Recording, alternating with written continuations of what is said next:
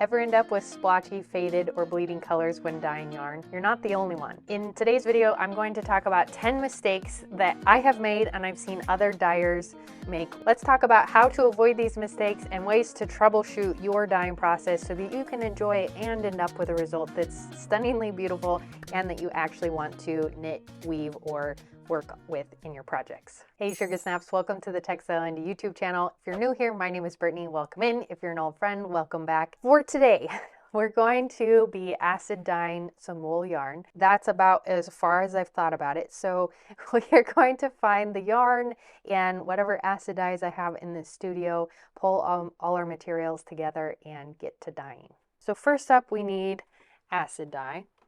So come down to my dye collection here.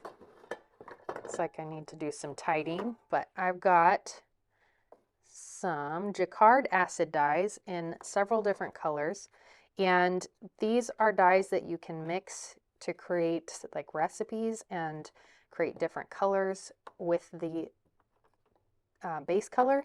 So I ended up with a collection of some foundational colors. I'm trying to find where they are.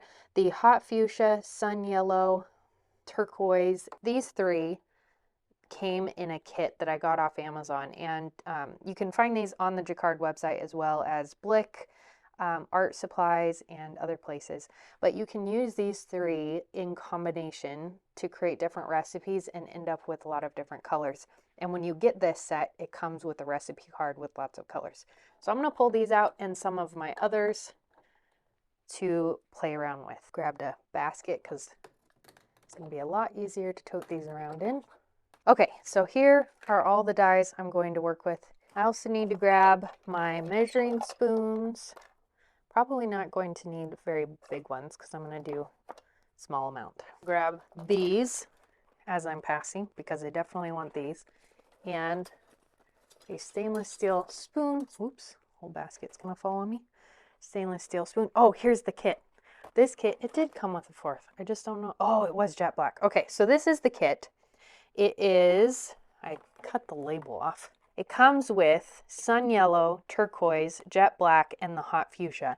And then there's these combination of colors that you can create with the different recipes. Now for yarn, I have this perennial, but I've already started knitting something with this, and I do really want the cream, so I'm going to leave that. This guy, I think I also started knitting something with this one. This is a merino with maybe some silk in there. This one, Knit Picks Merino Style DK. This might be a good collection. Maybe I'll go with this one.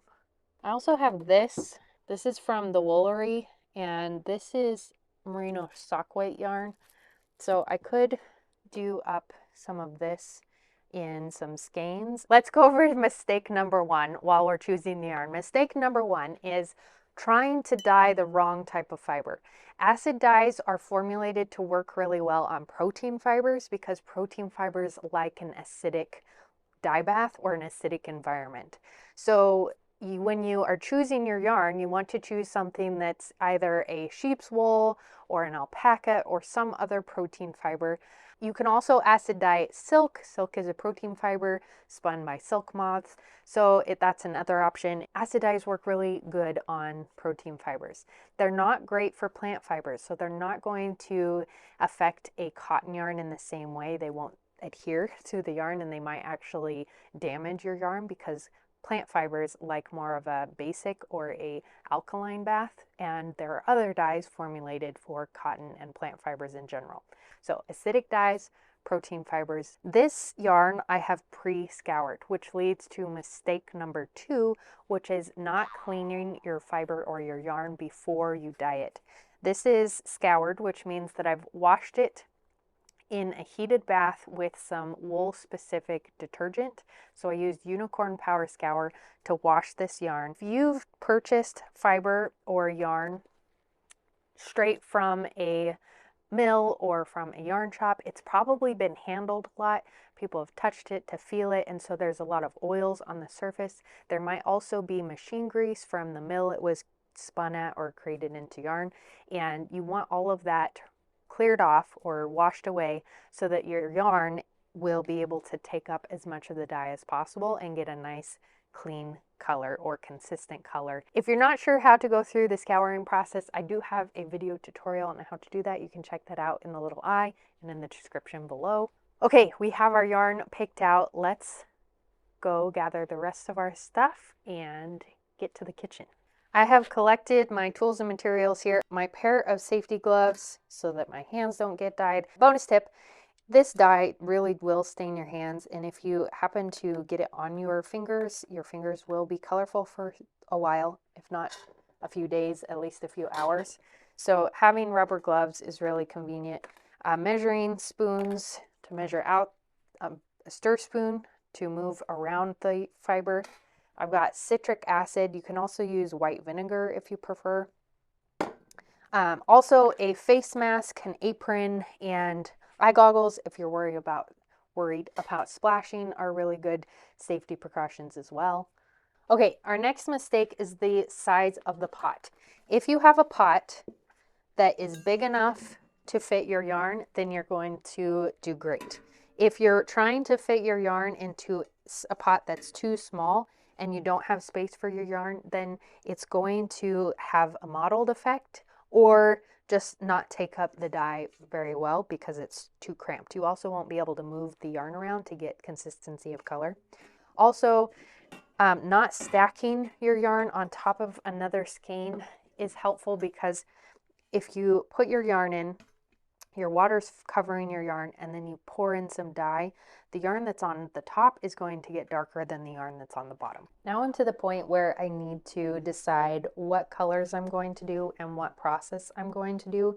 So if you were starting out with your yarn, you would begin by scouring, and again, that video is linked up there and in the description below.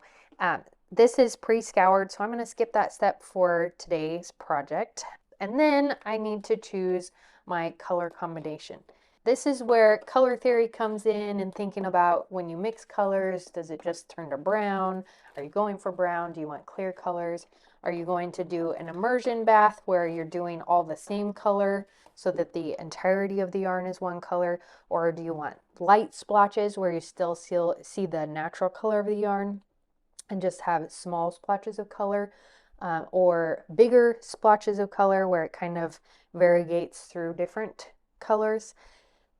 A lot of different techniques that you can use. I switched pans because I decided my pots weren't going to have the right amount of room for what I want to do. So I grabbed my roasting pan. This I just got at the thrift store. And I am going to put my wool yarn into this and allow it to start soaking.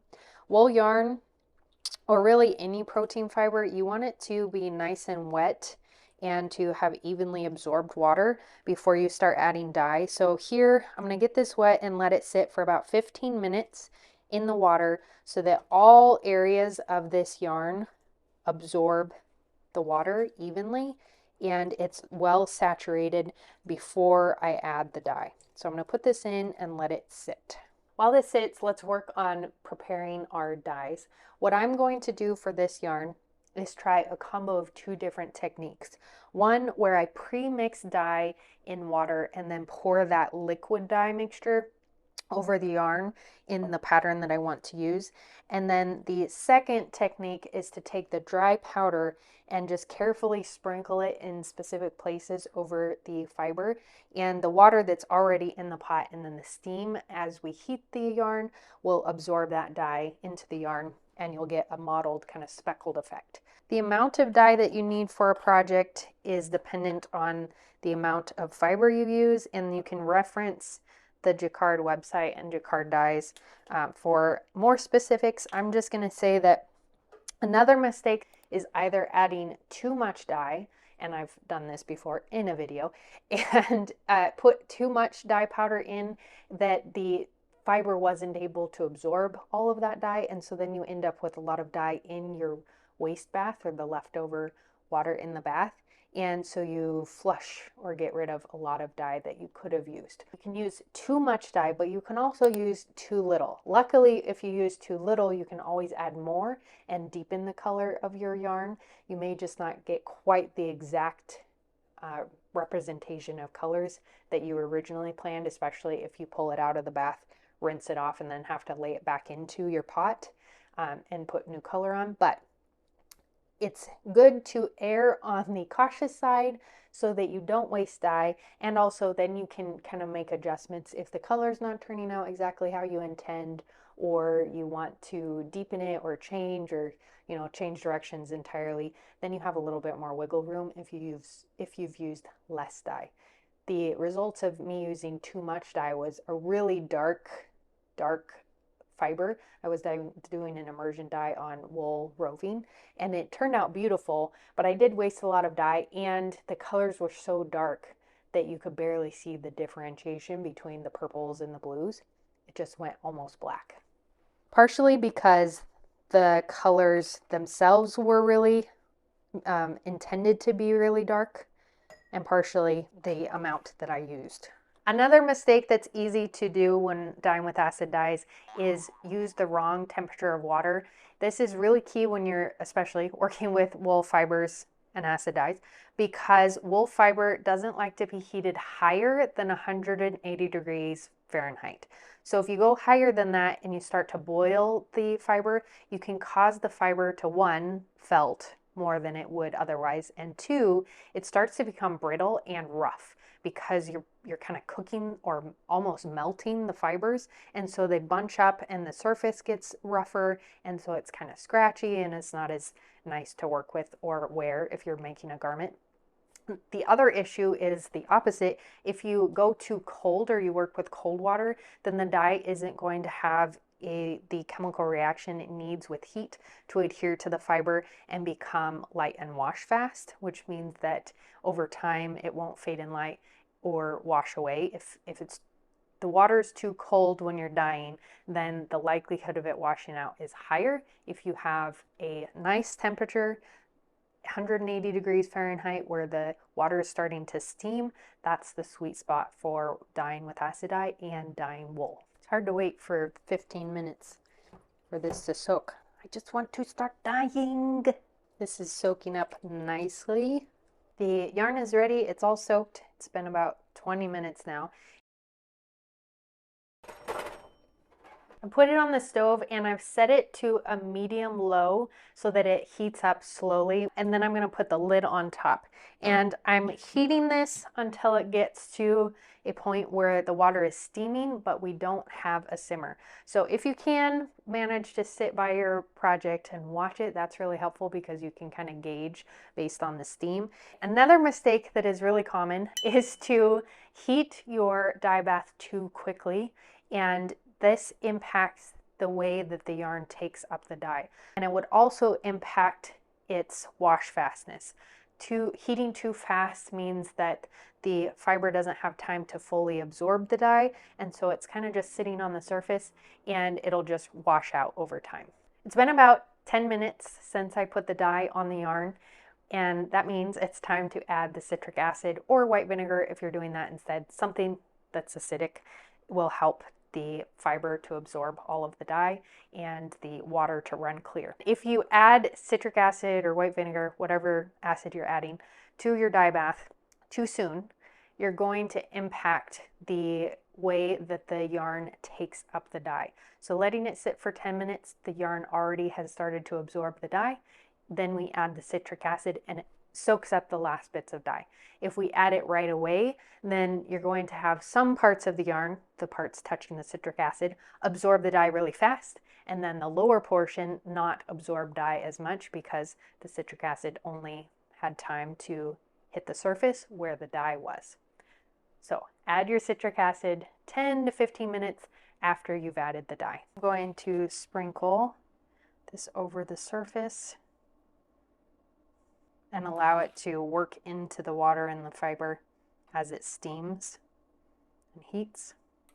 I'm going for about 1.5 tablespoons of citric acid here. Another common mistake is not stirring enough when you're trying to do an even single color dye bath. You want to stir regularly to make sure that the yarn is moving around in the dye and the dye is applying evenly. With the dye style that I did, where I wanted splotches of color and I want kind of a variegation of color, I'm going to just let it sit and start to steam without touching it. Okay, second to last mistake to avoid is don't rush the process. It can be so tempting to rush through the dyeing process or turn up the heat really fast so it heats really fast. But as we talked about earlier, that can impact the way the yarn takes up the dye and just cause issues. So allow the time, take the time for the fiber to absorb the dye, use up all the dye out of your dye bath so that the water runs clear, and then you'll end up with beautiful yarn and you won't waste any dye. The yarn is going to heat up in the dye bath, and I tend to let it cool in that dye bath as well so that it's easier to handle and rinse out without burning myself. So it'll be a few hours before it's gone through the heating process, and then I can rinse it, and then I'll need to dry it. Okay, we're on mistake number, I lost count. Okay, well, whatever mistake we're on, do you have any that I've missed so far, or when you finish the video, do you have any mistakes that you've made or that you've seen others make with acid dyes or maybe dyeing in general that we should all avoid? Leave a comment below, let me know. Hey, guess what? We have steam on the dye bath. I will show you. Another common mistake is not rinsing your yarn thoroughly enough to remove all the excess dye. If you don't rinse the yarn until the water runs clear, when you start to work with it or you wash it later, it's going to bleed into other things and cause dye to transfer from the yarn to whatever else it's sitting on or touching. If you knit with it, your fingers are going to get colorful because the dye is going to rub off on your fingers. Same if you're weaving with it or doing some other process. If it gets wet and it's sitting on a lighter color, then there's a potential of some of the color on your yarn bleeding onto that lighter color and staining it. So be sure to wash totally until the water runs clear. I like to use a little power scour in my rinse bath to make sure that I just get rid of all the excess dye that's on the surface of the fiber, remove it, and the power scour doesn't harm the wool. It's formulated to wash wool without stripping it of its natural oils.